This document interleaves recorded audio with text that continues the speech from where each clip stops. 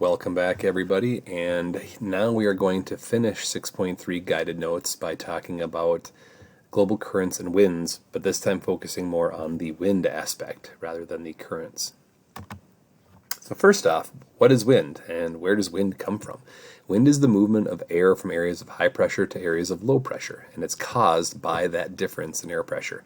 So if you have an area that is high versus an area that is low, the high pressure area air will move into that low pressure area and cause wind as it's doing so. It is created as air moves, again, from areas of high pressure to areas of low.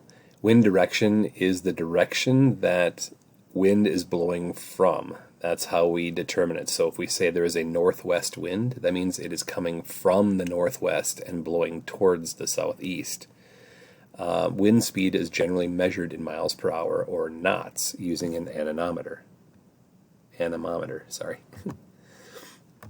Okay, surface current, and the only reason we'll talk about current here is streams of ocean water moving at the surface that can stretch for hundreds of miles, and that is controlled by the winds, the Coriolis effect, and land masses. So here's how wind plays directly in with current. It really affects the surface current. So what are global winds patterns? Well, global wind patterns are patterns of wind that affect the entire Earth and are caused by the overall uneven heating and cooling of the Earth's surface.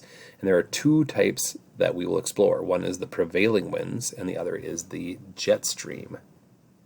The jet stream is something that we are quite accustomed to here in Minnesota, because when that thing dips down in the winter, we can get some very cold air moving from up north.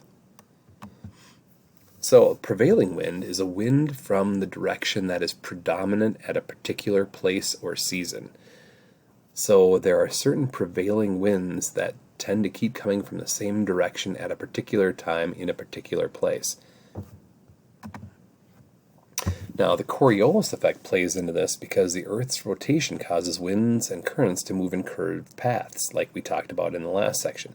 And here you can kind of see which direction it causes winds to blow. In the image on the left, you can see the northeast trade winds in the center there and which direction to go, and the southeast trade winds.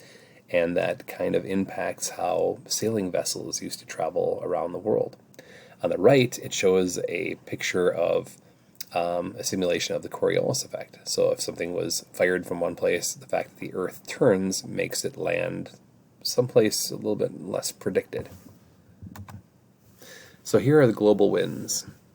We have polar easterlies, westerlies, horse latitudes. You can see where the typical airflow is going, and that will dictate a lot about sailing vessels and how they traveled, and how currents will even match up based on wind patterns. So it's caused by uneven heating of the earth by the sun. The wind patterns cause friction against the water, which pushes the water. That's where you get those surface, currents.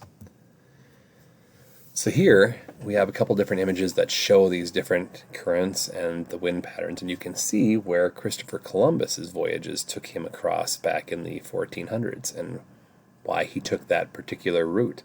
If you look back at the picture on the right and compare it to the picture on the left, you can see that, the Canary to the North Equatorial, how that current would push him right into the islands that he went into right above South America. The jet stream. Yes, high altitude winds that can steer weather systems. So these are way up in altitude, so way up above us.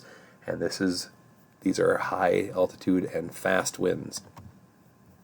They do not follow regular paths around the Earth. So there isn't a really regular path.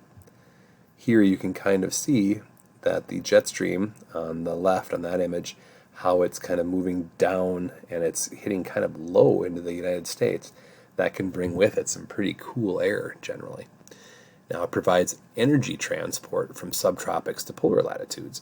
So on the picture on the right, you can see how when the jet stream dips down on the left, it was cold. In the center, it's pushed up, and that's where you get that warm air coming up to the, towards Minnesota. And then back to the right, the jet stream is dipping down again, so it's cool.